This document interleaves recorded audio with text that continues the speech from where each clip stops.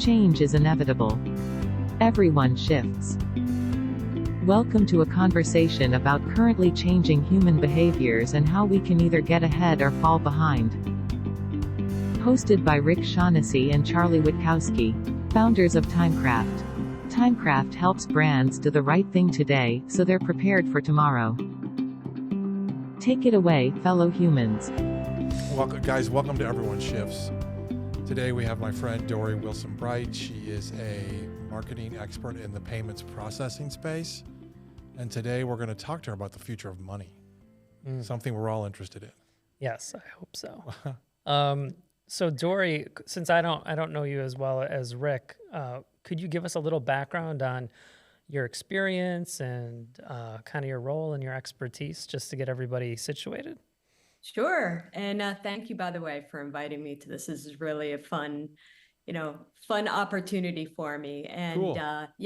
I started out in fintech. I have many years in financial services for marketing, but I've been in fintech and with payments for more than 15 years. And while in some ways it feels like 30 years, I feel like it's always evolving, and in that aspect of it, I can't really say I'm truly an expert in everything, especially a lot of the evolution that's happening right now, but I'm certainly super interested in it. And I spend a lot of time talking to people that are in the space and just sort of talking about what we think could come, if that helps. Very cool. Very cool. Yeah, absolutely. And I guess one question, you said like it feels like 30 years, which I assume is just because the speed of it is. It is. It evolves very quickly. So when you started, what was kind of the landscape, just to kind of bring us through? Was it, pre like digital transactions, or what was kind of the initial innovation that you were working? So when I got started, I was on the issuing side of credit card, right? Mm-hmm. And that was really, you're starting to figure out different ways for people to use loyalty points and rewards. So a lot of the marketing effort became building the surround to that. What were the customer benefits? How could they start to use these things? Primarily online, by the way. I have a very heavy digital background. Mm-hmm. And again, it gets back to, is the customer finding value in this, product or solution that you offer? And from there, when I got shifted basically over to what they call a merchant acquiring or, merchant services side, then it was like, well, how do you get these customers to be able to pay with these different formats, whether it's a credit card, debit card, and the evolution of e-commerce? So at the time, it was really a lot of point of sale. Retailers back then, some people will remember this, were customizing the point of sale solution on their counters and things like that. So like if you went into a Build-A-Bear, they had a fun Build-A-Bear front end, and it was very hardware driven. And that hardware actually required, especially for a debit card, specific encryption of the hardware. So you're talking about like a very heavy lift for a business who's trying to invest in making it easier for their customers to pay them. And what's funny is even with e-commerce, so with e-commerce came more concern about security, because you didn't know if it was Dori Bright actually buying the pair of Nike shoes online or not. It could have been someone who had Dori's card. In a lot of ways, e-commerce has actually come very far in securing the data. And now you think about Apple Pay, right? Like we didn't have any of this before. You weren't paying with a phone. Phones weren't really, actively used for any type of payment. And it just speaks to how so many different types of companies are trying to get involved in the transaction. Like when you think about it, look at Facebook. It started out as social media, right? It's become much more than that, right? It's ecosystems occurring and there's marketplaces occurring. So the complexity, though, I think it's still there. So even when you think about a frictionless experience, and that's the goal, I think Uber, really is a great example of that. It's an embedded payment. You agree to it, you push a button, it's done.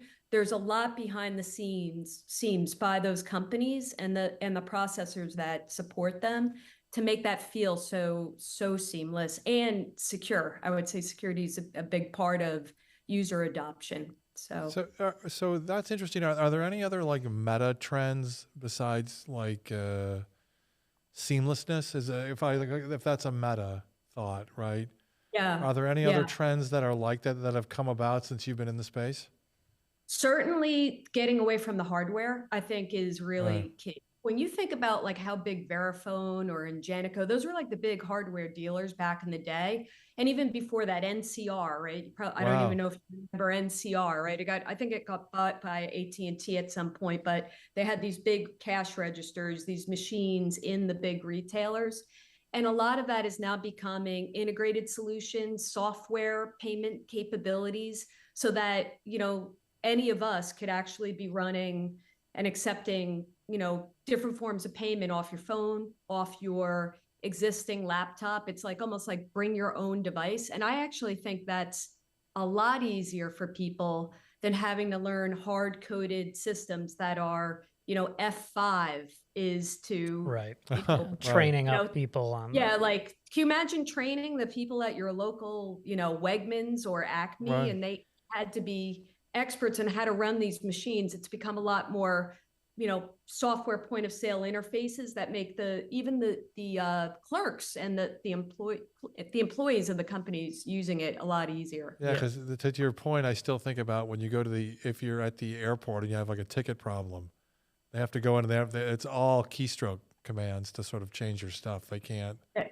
It's can't, likely a DOS system. If you're right. if you were to see it, it would probably be, because some of those systems are quite old and they're Yeah. antiquated places. So And Yeah. that seems to be one of the currents. You see a lot of programs from like a Visa, MasterCard around small business and how they're enabling, especially because of COVID, right? The touchless payments. And there used yeah. to be 5 years ago, you go to the farmer's market downtown and you'd have to bring your cash and A whatever. lot of cash. And now just 3 years later, post COVID, it's like we've got Square, we've got these things, and that adoption really. But to your point, like there's a lot that goes on behind the scenes with something like Right. it looks seamless and it is pretty much Right. from the merchant side and from the Yeah. customer side, but the security, all those Right. things are all kind of been packaged and kind of built behind the scenes.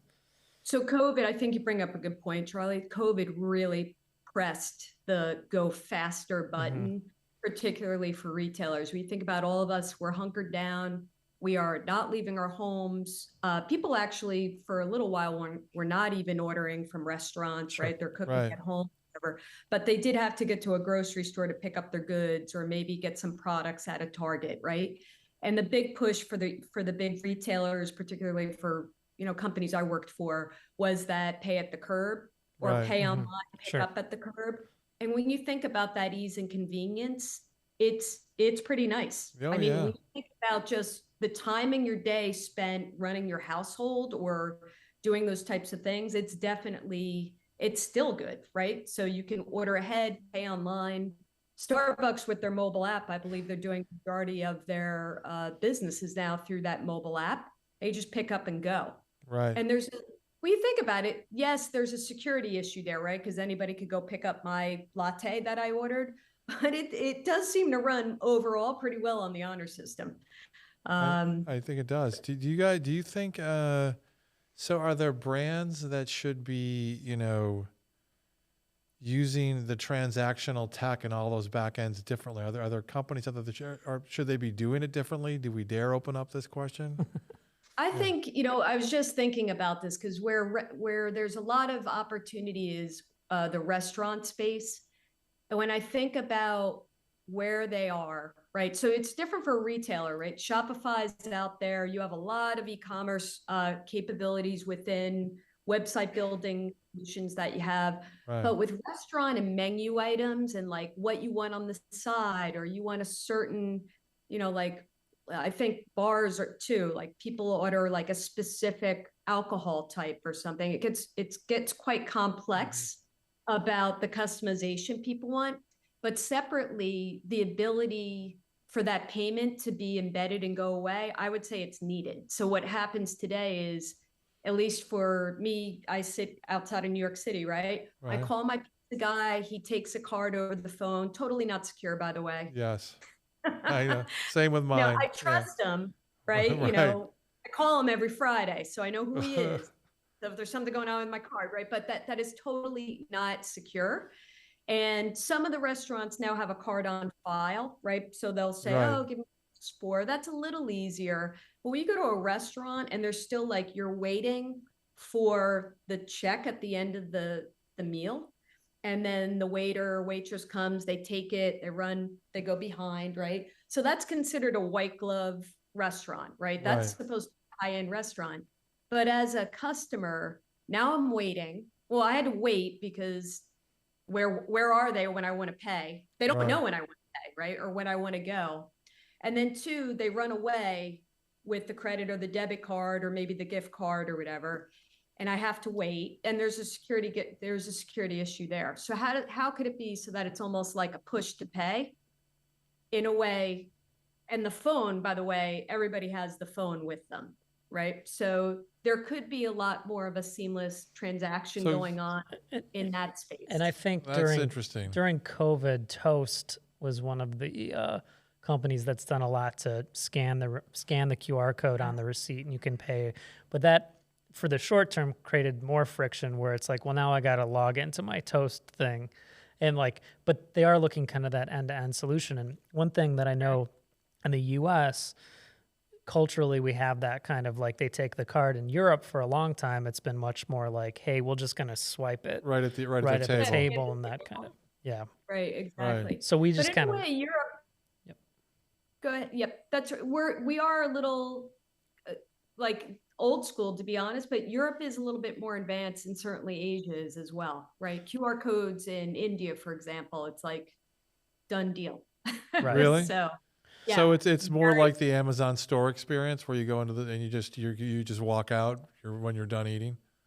It's very much I think for particularly in India where they had to switch very quickly Right. to they really moved to accepting digital forms of payment very quickly when they lost their, the currency basically changed and the lower level currencies were taken out and people moved to accepting, payments on the phone and things that were more traceable, to be honest with you. And when you think about that ease, it's just part of the day and everyone has a phone on them. I mean, that is sort of the interesting aspect.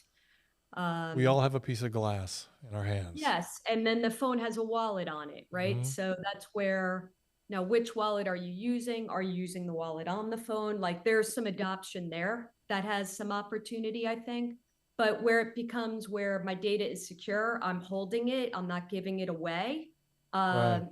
And I'm sharing certain aspects of it. I think that's important for the end users in a lot of ways. How does what you're talking about, like pardon me, the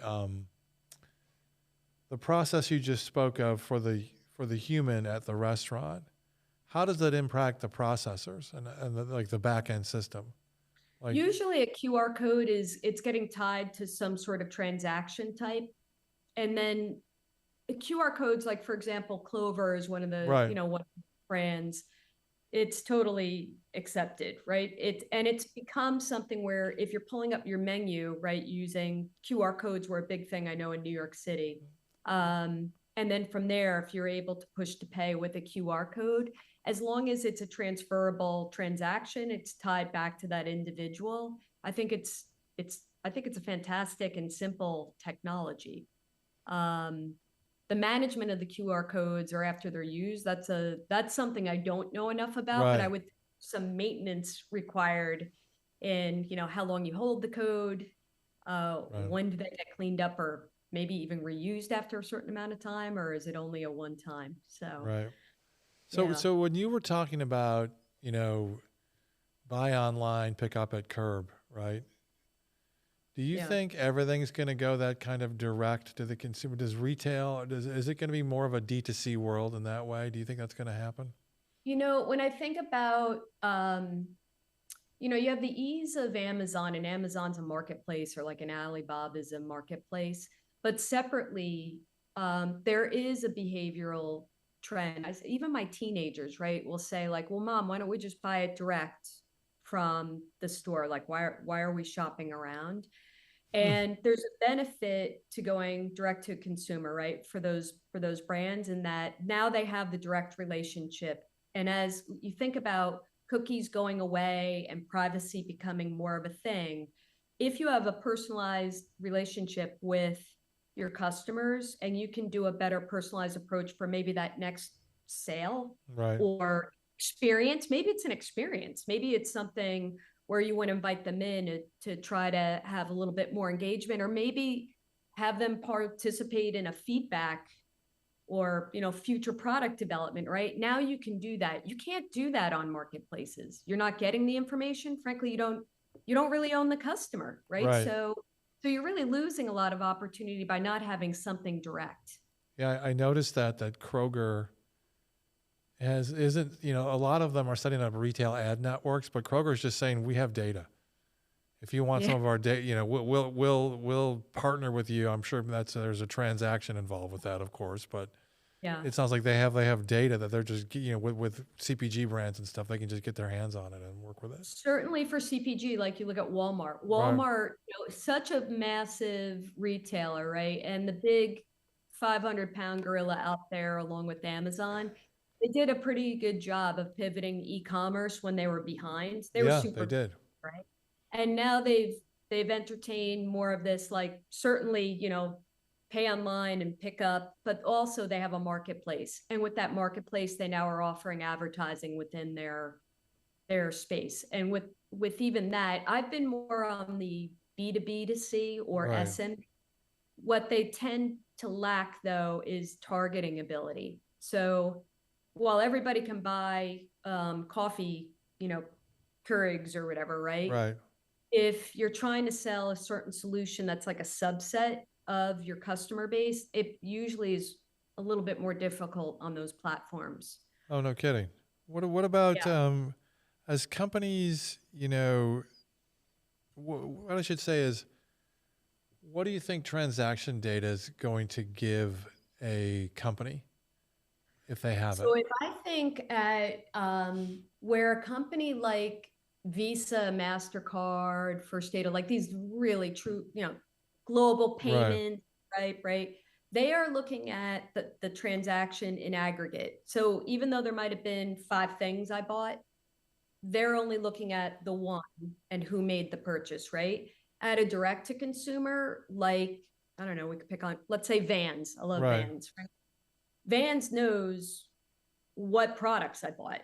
They know if it was the men's, the women's, or the kids, right? Mm-hmm. So then when I think about that, and I think about email that I might get, so when you think about marketing automation in a more direct touch than retargeting ads, which frankly were, I think, questionable of how good retargeting ads really were, right? I'd agree with Now, that. might be serving me up something more useful, right? Like back to school and pictures of their latest trendy sneakers for teenage boys, right? Right. That's all in that DTC. And I think it's a much more meaningful event and experience for me as a consumer, and hopefully for Vans too, right? And whereas if I buy it off, I'm making this up, but Kohl's.com, they just know like the boys' pair of sneakers was sold at the Kohl's.com, right? They're not really getting much more from that transaction. I've heard this before where it's like, my kid wants their allowance in Fortnite V-Bucks. Like they don't want currency at all. And parents being kind of like, well, now I have to go get a gift card, or I have to go through this, or I put my credit card in, and kind of, do you ever see, like, it always kind of is this pain. They're going through the fiat thing because that's what they obviously have in their bank account. But do you see any kind of evolution from there? Like the kids aren't even thinking about it the same way, as far as, I would have even me being older than your kids, obviously, spoiler. Spoiler. Like I would have got a gift card and gone through the motions of like getting, moving it into an in-game currency, but they're like, just put it in my account. So their relationship with money is already very, very different. Yeah. It's funny you mention this, because when I think about how do kids value money today versus like maybe when I was a kid or you guys were kids, very different. And the other aspect of it is how they want to use their money or save it for something. So when I think about, hey, this is money I'm allowed to spend the way I want to spend it. And it's Fortnite, and we're seeing more companies now partner in these, particularly gaming. Yeah. Oh, no kidding. Phenomenal. I see my son playing FIFA. He just loves it. Now Ted Lasso's team is going to be in there. Of course. It's very immersive, and it's where he enjoys to spend time. And he's with his friends, by the way, right? And then if he's able to buy some add-ons, that's how he wants to spend his money, right? I think for parents, and even when I think about crypto in general or Bitcoin, I had a little bit of experience with we're going to get to that. Cryptocurrency. Yeah. At the end of the day, though, the value of it has to be tied to something else today, right? So if you're going to pay for something in, V-Bucks or, crypto or something, it's like, well, what do you pay for it? Like, what is the value, right? And to people like me, like I equate it to like, well, what would it be worth in US dollars, right? That's your baseline. Exactly. Like Fahrenheit versus Celsius, right? Exactly. And so, but for the kids, I don't know if they think of things that way. I don't know if they need that translation. But even if you look at, membership rewards or points on your credit card and your decision about, am I going to pay cash for it? Or do I think the value of that plane airfare warrants me spending my, credit card bucks or whatever those are very points, personal decisions people make, right? About, I'm going to save those, rewards for something else, or I'm going to use it. And I think that is actually worth considering as a business, like, because they want people to use their V-Bucks and their, rewards points. And then how do you entice people to do it? The kids are definitely doing it today. In a way, when you think about to the kids getting a like allowance, right, in V-Bucks. So to me, I do think it's important for the kids to understand how they're like paid. So let's say it's $10 a week or whatever. Right. They actually should be more involved in what the $10 could buy them, locally at, going out with the friends for a slice of pizza or something versus the V-Bucks. And I actually think kids should be involved in what the conversion is, because that's part of life. That doesn't go away. Whether you're doing a gift card or a, rewards thing, it is part of just life in general. When you're going to, I don't know, a certain local stores, at Dunkin' Donuts or something, you're getting like, hey, you come back 10 times, you're going to get a free coffee. Like, it's part of understanding value of things and also what your work is worth. And sometimes if it's just in the one ecosystem, which is great, by the way, but as that, kid evolves or whatever, he may say, well, I really want, only like 50% of the allowance in the V-Bucks. I want to keep some of this for, I'd like to save it for, a pair of Vans I was talking about or something. Because kids in general don't necessarily handle money either, right? So I made my kids because I needed them to stop blowing and stop asking. It was like, you go pay with the $10, get the change and check it in order to just understand what you're handling. I did the same thing. Yeah. You give them, here is actual fiat currency. You take it in, you deal with it. You make sure the what you got back is correct. That was the whole part of it. Yeah. And I think that is a cultural thing that gets into the issue of like what is real and what isn't real. That I've seen a lot of conversations around, like, for that, to your point earlier, Dori, if you're spending most of your day in Fortnite or in World of Warcraft or in any of the a mobile game, like you might be wearing that shirt that you bought with V-Bucks, the skin that you got, more than you're going to wear an actual outfit. So the idea that that's worth more might seem insane to like an older generation because you can't hold it in your hands. Same for NFT art, but for them the value is, fundamentally different because of where they're engaged and where they're being social. And it's a hard it's a real thing there's kind of this idea of like even regular art. Well, I can take that with me, right? I can Right. take that, I can move that. It's mine. It's in the idea of possession, which is just, it becomes very subjective at that level as far as, What is what's value? real, what is real, And what is value? value, Right. which gets back to what currency is at the beginning, right? It's all just, that's always been the issue. It's Right. like, it's just a store of value, right? So Yeah. Like there does seem to be, from just the consumer side, like it feels very frictionless, generally speaking, assuming you have your information in, right? It's one click, Yeah. it's my card, I'm done. Like as a consumer, that's great. The reality is there's a tremendous amount of friction on the backside that's happening. And it's expensive. Right. So the consumer benefit there would be through crypto, in theory, would be that it could lower costs of transactions, and eventually that could have an impact on consumers. That's because I don't have to engage all these partners on the back end. It could help both both the people selling as well Right. as the consumer, as the far as just merchant or removing some of those unnecessary, in quotes, middlemen. If you think about it, Charlie, like, so part of why I use a certain credit card, for example, I grew up on credit cards, right? Some people are debit cards is rewards, right? Right. But those rewards are always paid by the merchant. The merchant has absolutely no say how I wanted to pay. They offer Mhm. multiple options. I'm picking out my biggest rewards card ever, and they're having to foot the bill. So if you think about a brand new world, I don't know how it's going to end up, by the way, either. So Come on. cheaper transaction, but so most consumers do not know that the merchant is paying for the rewards. It has nothing to do with the. That is a with good note. That is a good card. note. Right. And it's definitely on the backs of like small businesses accepting like payments for a small business. It's a huge chunk of their operating expenses. I mean, there's payroll and there's the real estate, of course, the products, but merchant services, Uber Eats, all this type of stuff.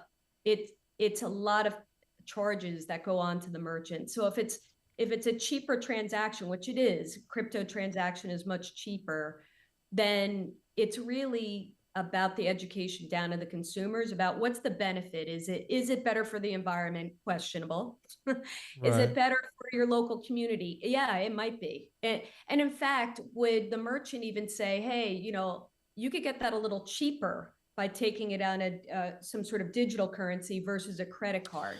Like, could there be some things that start to benefit, some of the local people a little bit more effectively? So as more and more people come into the transaction space, as you said, and it's already a complex, and we said you sketched a reasonable circular kind of convoluted thing that's going on to get stuff paid.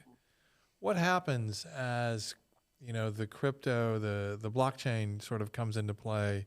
What happens to these people? Well, when I think about the ecosystem, because it's massive, Yeah.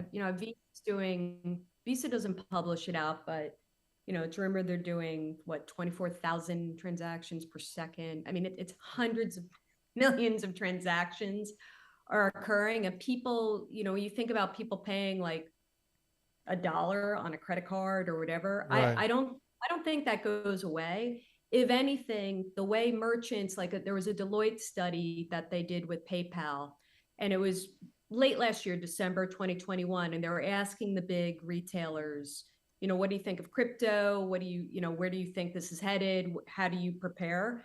And it was something like 83% said it is going to happen and they need to be ready for it. And the reason is, if a customer would prefer to pay a certain way, certainly that retailer or that business would like to make it a nice customer experience. Sure. Let you pay however you want to pay, right? And then separately, while it is legal tender, like when you think about crypto, certainly in the US it is accepted, and certain countries have gone full blown, which I think that, even El Salvador still accepts their own peso, like colon, and they accept US dollar. It's not like they've done away with everything. There are still, ways to convert it, but it's just, I think the merchants are seeing it's not going to go away. And it feels very like internet of the 90s, where people were like, Interesting. yeah, kicking the tires.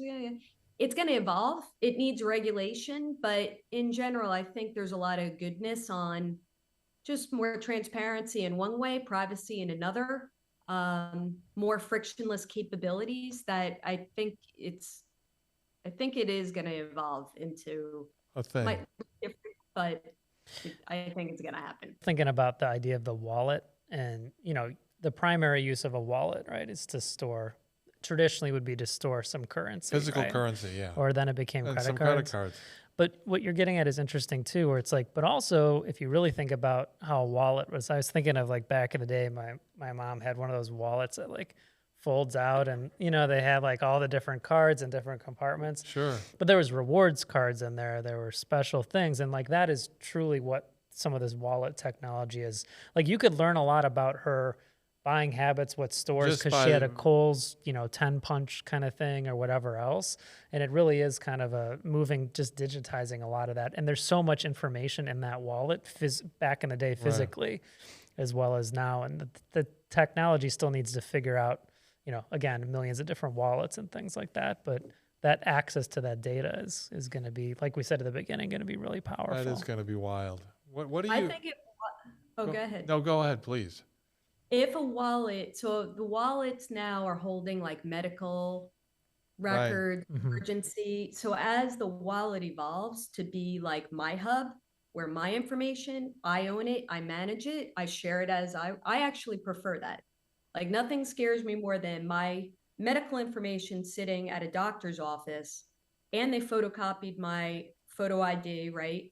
And do I think that they're not, able to be breached? I definitely do, right? And they probably are being, and they don't even know it. So the more that the data can be, I put in the wallet and it's like a super app that it's holding not just the payment methods, but maybe some more information about me. And maybe it's even investments, cool. maybe it's my insurance, right? Your like healthcare, your insurance, right? All that of could it. be my car insurance even, right? And controlling who I share it with, when and how. I actually think that's much more powerful than having my data sit everywhere else, which is unfortunately how it lives today. I wonder if there's a future where you're charging brands, if you want access to my data, I will charge you a fee for that. For sure. And I think the super app has kind of caught on in like some of the like China and places, but where you can social media, all that stuff exists within kind of one ecosystem. But as you'd expect with some of the stuff like in China in particular, the control doesn't rest as much in your hands, right? No. So that's kind of an interesting. No, not there. But that's an interesting subtext of decentralization. Is the heart of that is actually centralizing individually. Yeah, your stuff within your control and having access. Because I agree completely with the ability to, if need be, turn on or turn off. I mean, it's even worse in a medical sense when you go to a new doctor. It's like, here's your history. It's like, how many times have you filled this form? Again. And it's a physical form, and it's kind of insane that you can't just standardize. It's not swipeable, Or you set, to your point, you set it up on one doctor's back end that doesn't talk to another one, and the files can't port around. I mean, I remember as far as like only 4 or 5 years ago, I needed like dental records when I moved, and they sent me a CD-ROM. I was like, I don't know what do I even do with a CD? A CD-ROM. I like had to get an external CD drive to even put it in anything. But that's a good illustration of that kind of walled gardens that aren't even well built, that exist in these different places. Yes. All right, we gotta do. We're getting towards the end. Let's throw out. We got a few audiences we want you to like talk about and think of where the currency's heading for them. All right, where currency, where their approach to transacting is heading. So, a millennial mom named Dawn. Okay, so I do think they're probably got their money in multiple places and definitely are looking for ease and convenience. So anything, seamless, embedded, fast is going to be the winner there. Could be crypto, may have a little investment account. You never know. Okay. But mainly not cash. All right. How about a senior citizen in a retirement home named Pat? Okay, Pat definitely has the checkbook. And that checkbook is just how Charlie described it. It's got a fold out and there's multiple colors and different things in there. They like the, they like the old way, and they feel, even though checks are not secure, your account number is actually at the bottom. You're giving it to someone. Poor Pat. Pat's going to get her account. identity stolen. Pat's going to get her account raided. Yeah.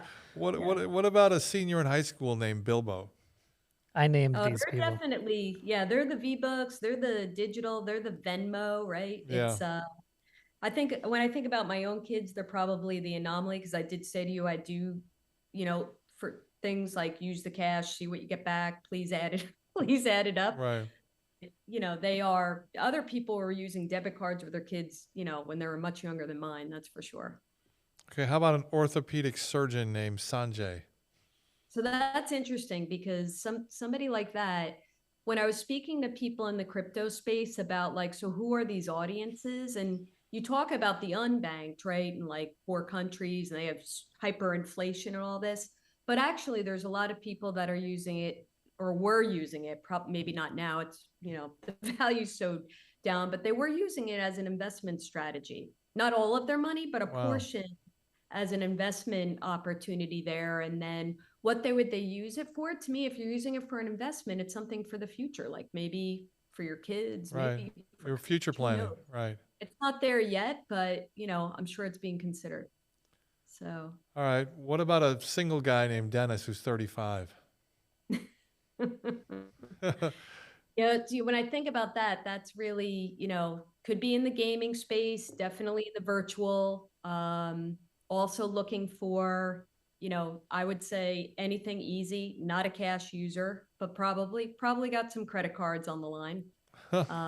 Debit card might be really more of the player there. And then as they go with the crypto, when I think about digital currency there, I think it's going to take a little bit of time before people are really, to your point, the value of whatever digital currency has to be more steady state so people know what it's worth. So here's a real softball. What do you think the government's role is going to be in playing these? This is where the people that are the big, the original crypto, a lot of the people I worked with, they're going to hate this, but the government, is interested in digital currency, right? Our own government is. And then, but it has the surround, right? Regulatory, like when you think about what's missing today, there are regulatory things the rules are not written. Think of it this way. I was thinking, like, what if all the miners decided they didn't want to mine Bitcoin? Sure. There's not that many, right? So if all of a sudden they like something going on and stopped mining, we got a problem on our hands, right? So there needs to be checks and balances in any digital currency, how it's created, certainly environmental impact.